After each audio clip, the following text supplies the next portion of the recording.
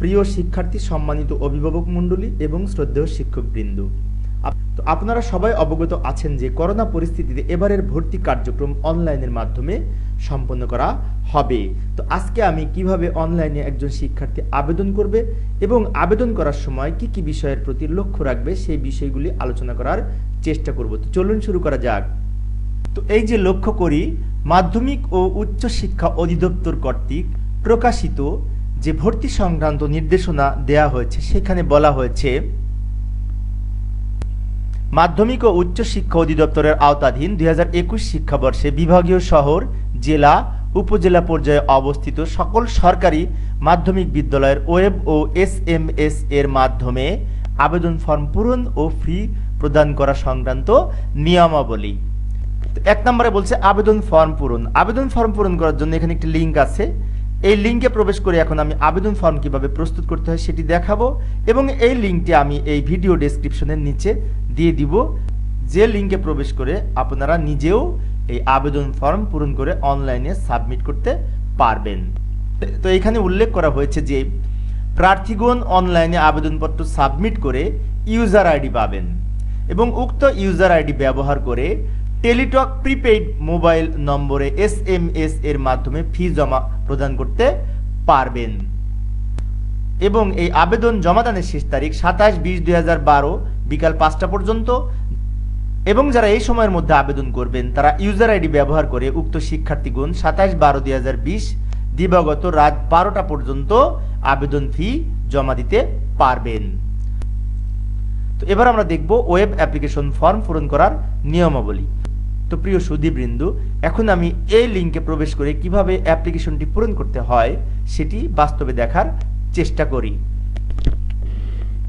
তো প্রিয় সুধীবৃন্দ, ওই যে লিঙ্ক ব্যবহার করে প্রবেশ করার পরে এখানে আমরা একটি ফর্ম দেখতে পাচ্ছি। লক্ষ্য করি, government school admission form 2021, ministry of education. তো লক্ষ্য করি এইখানে এই যে স্টুডেন্ট অ্যাপ্লিকেশন ফর্ম, এই ফর্মটি কিভাবে পূরণ করতে হয় আমরা একটু লক্ষ্য করি। প্রথম বলছে ডিভিশন। তো ডিভিশনের এখানে আমি মনে করি বরিশাল ডিভিশনের নাম দিই এবং ডিস্ট্রিক্ট, তো ডিস্ট্রিক্ট বরিশাল, আমি আমার প্রতিষ্ঠানের অ্যাড্রেসটাই দিচ্ছি, সমস্যা নেই। উপজেলা, উপজেলা বরিশাল সদর। তারপরে শিফট এখানে আমাদের একটি শিফটই আছে যার কারণে বোথ দিতে পারি এবং এইখানে যে ভার্সন আমাদের বাংলা ভার্সন। এবার এইখানে ক্লাস এখানে 3, তৃতীয় শ্রেণীতে যদি ভর্তি করি আমি ক্লাস 3 দিব এবং যদি জেন্ডার বয়েজ অথবা গার্ল হতে পারে আমি এখানে একটি দিয়ে দিলাম, মনে করি বয়েজ। তো বয়েজ দেওয়ার পরে তো এইখানে বয়েজে ক্লিক করার পরে এই যে নিচে কিন্তু স্কুলের একটি লিস্ট এসেছে। তো এইখানে আমি কোন কোন স্কুলের অ্যাপ্লিকেশন করতে চাই সেগুলো আমি এখানে সিলেক্ট করব, তাই না? তো লক্ষ্য করি, মনে করি আমি এখানে যে আমার নিচের দিকে Barishal government model school and college, এই প্রতিষ্ঠানটা আমি অ্যাপ্লিকেশন করতে চাই, ফার্স্ট চয়েস দিতে চাই। তো এই যে ফার্স্ট চয়েস আমি দিলাম, দেওয়ার পরে আবার আমি আরও একটি দিতে পারি। আমি মনে করি যে শহীদ আব্দুর রব সেরনিয়াবাদ গভর্নমেন্ট সেকেন্ডারি স্কুল, এটাকে আমি সেকেন্ড চয়েস দিলাম। এই যে ডান দিকে আমার চয়েস লিস্ট উঠছে এবং শহীদ আরজুমনি গভর্নমেন্ট সেকেন্ডারি স্কুল, এটাকে থার্ড চয়েস দিলাম এবং বরিশাল জেলা স্কুল, এটাকে ফোর্থ চয়েস এবং ফিফথ চয়েস দিলাম আমি বরিশাল জেলা স্কুল, অর্থাৎ বরিশাল জেলা স্কুলে এখানে একটি মর্নিং, এটা ডে দুইটা আছে, যেহেতু মর্নিং শিফট এবং ডে শিফট এখানে আমি মোট 5টির বেশি সিলেক্ট করতে পারবো না। তো প্রিয় সুধীবৃন্দু, এইখানে র্যাঙ্কিংয়ের ভিত্তিতে আমি এখানে সিলেক্ট করি নাই, এখানে কাল্পনিক ব্যবহারের জন্য আমি এটি দেখাচ্ছি। এবার এই 5টি প্রতিষ্ঠান সিলেক্ট করতে আমি পারবো, আমি 5টি প্রতিষ্ঠান সিলেক্ট করেছি। এবার আমি নেক্সটে ক্লিক করব। নেক্সটে ক্লিক করার পরে যে বিশাল একটি ফর্ম এসেছে, ভালো করে লক্ষ্য করি। এই ফর্মটি খুব সুন্দরভাবে নিখুঁতভাবে পূরণ করার চেষ্টা করব। প্রথমে আমি নাম লিখি, মনে করি আমি MD সিরাজুল ইসলাম নাম দিলাম। ফাদার্স নেম, আমার ফাদার্স নাম এখানে লিখব।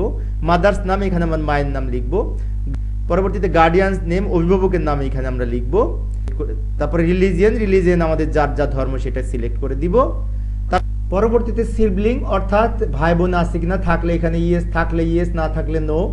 এরপরে প্রিভিয়াস ক্লাসে কিসে, যদি 2তে পড়ি, যদি এখন 3তে ভর্তি হই তাহলে নিশ্চয়ই 2তে ছিল, তাই না? তো 2 দিব। এখানে প্রিভিয়াস স্কুল, অর্থাৎ ক্লাস 2তে যে স্কুলে পড়েছে সেই স্কুলের নাম দিব।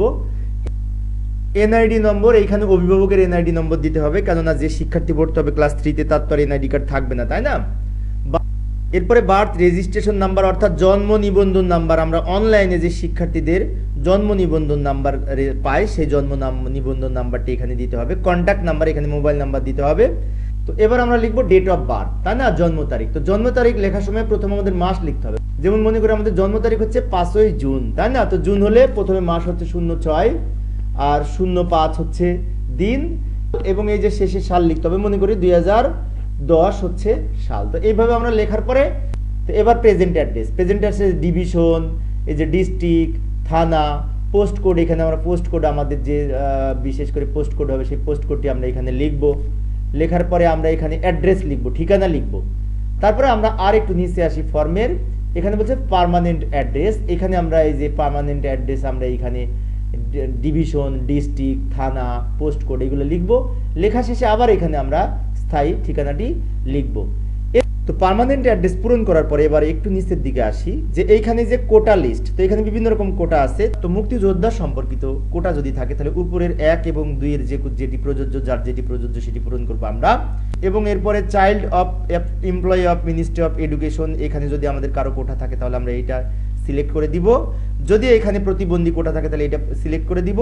তো আমাদের যে প্রয়োজন হবে সেটি হচ্ছে এই যে অর্থাৎ এরিয়া ভিত্তিক যে কোটা আছে সেটি হচ্ছে যে ক্যাচমেন্ট এরিয়া, এইটা পূরণ করে দিব।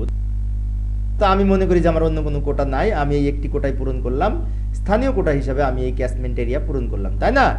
তারপর আমরা চুজ ফাইলে ক্লিক করব ছবি সিলেক্ট করার জন্য। তো ছবি সিলেক্ট করার জন্য আমরা একটু নিয়ম দেখব ছবির ব্যাপারে কি বলা ছিল। তো এই যে 3 নাম্বারটি লক্ষ্য করি, অনলাইনে আবেদন প্রার্থী তার রঙিন ছবি, দৈর্ঘ্য হচ্ছে 300 পিক্সেল এবং প্রস্থ হচ্ছে 300 পিক্সেল, স্ক্যান করে জেপিইজি ফরম্যাটে নির্ধারিত স্থানে আপলোড। অর্থাৎ এই চুজ ফাইলে ক্লিক করে আমাদের 300 বাই 300 পিক্সেল একটা ছবি, রঙিন ছবি সিলেক্ট করে আমাদের ওপেনে যদি ক্লিক করি তাহলে এখানে একটি ছবি সেট হবে। তো সম্মানিত অভিভাবক বৃন্দ, আমি যেহেতু কাল্পনিক তথ্য ব্যবহার করছি সেজন্য আমি সব তথ্য এখানে পূরণ করি নাই, জাস্ট কিভাবে পূরণ করতে হবে সেটা আমি দেখিয়ে দিলাম। তো এরপরে কি করব, আমরা সেভ ইনফরমেশনে ক্লিক করব, তাই না। সেভ ইনফরমেশনে ক্লিক করার পূর্বে আমরা সবকিছু ঠিকঠাক পূরণ করেছি কিনা একটু উপর থেকে দেখব।